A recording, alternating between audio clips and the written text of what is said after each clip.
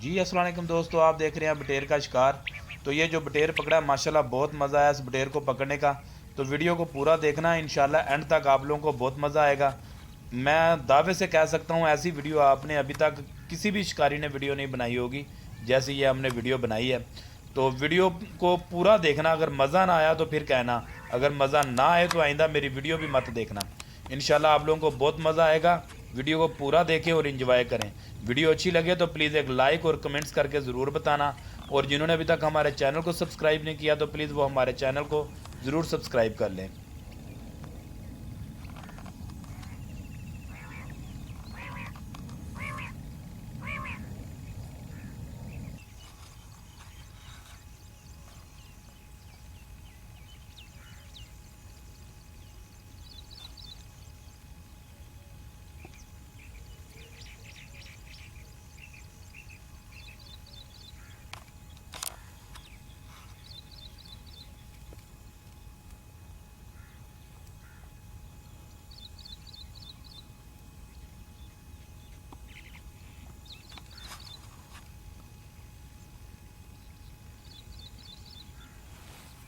देख रहे देख रहे।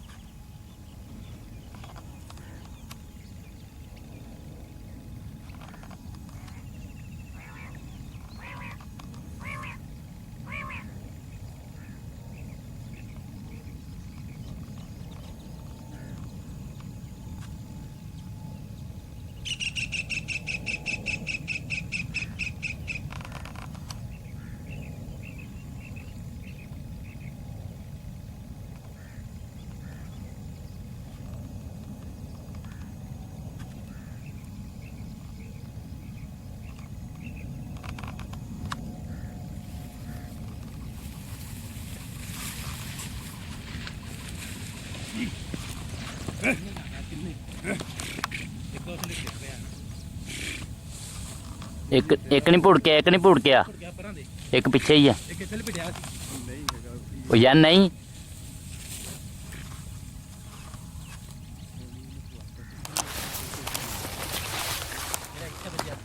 ਜਿਹੜਾ ਇੱਥੇ ਲਪੇਟਿਆ ਪਿਆ ਸੀ ਉਹ ਕਿੱਥੇ ਗਿਆ? ਉਹੀ ਮੈਂ ਕਹਿੰਦਾ ਉਹ ਕਿੱਧਰ ਗਿਆ? ਇੱਥੇ ਸੀ ਦੋ ਇੱਥੇ ਵੇਖੇ ਮੈਂ। ਦੋ ਨਿਕਲਾ, ਤੀਸਰਾ ਫਿਰ ਆਇਆ। ਇੱਕ ਤਾਂ ਮੈਂ ਕਿਹਾ ਇੱਥੇ ਲਪੇਟ ਕੇ ਪਿਆ ਤੇ